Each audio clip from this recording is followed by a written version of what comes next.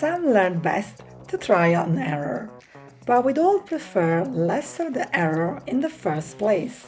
What can you learn from others' business mistakes?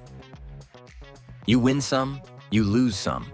But how do you avoid typical mistakes when it comes to setting up your business?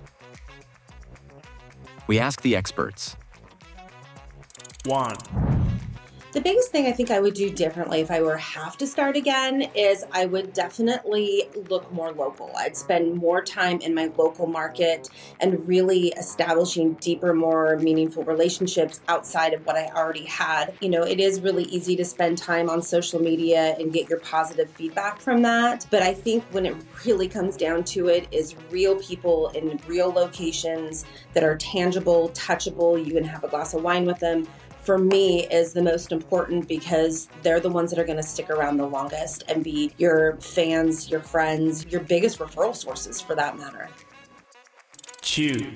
I mean, I could tell you there's so many mistakes, but I think managing cash flow, I don't know if that's a mistake or just something that I don't really enjoy and therefore sort of not something that I thought a ton about before I launched. But that is a really important thing to figure out because when you have a small business and you're getting off the ground and you're putting all of your money back into the business, it's tricky because, you know, you want to launch another product, you want to launch another SKU, you want to create something different, but everything costs a lot of money. So, you know, you have to manage for it just to be able to figure out where you're going to put your dollars back in and what's going to get you the growth. So that's probably the biggest thing I would tell people when they're launching.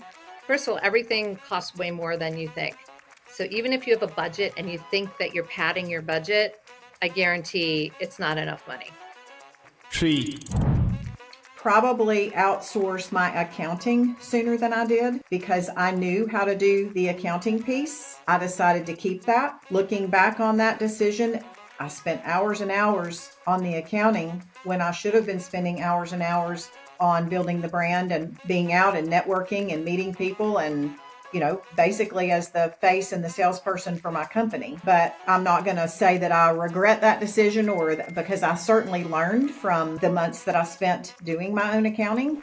But again, my question to myself was, is this really where I should be spending my time? The answer was no, over and over again. And finally, I outsourced my accounting. So I'm trying to practice what I preach. Sometimes it's not always easy, but I'm really trying to do that.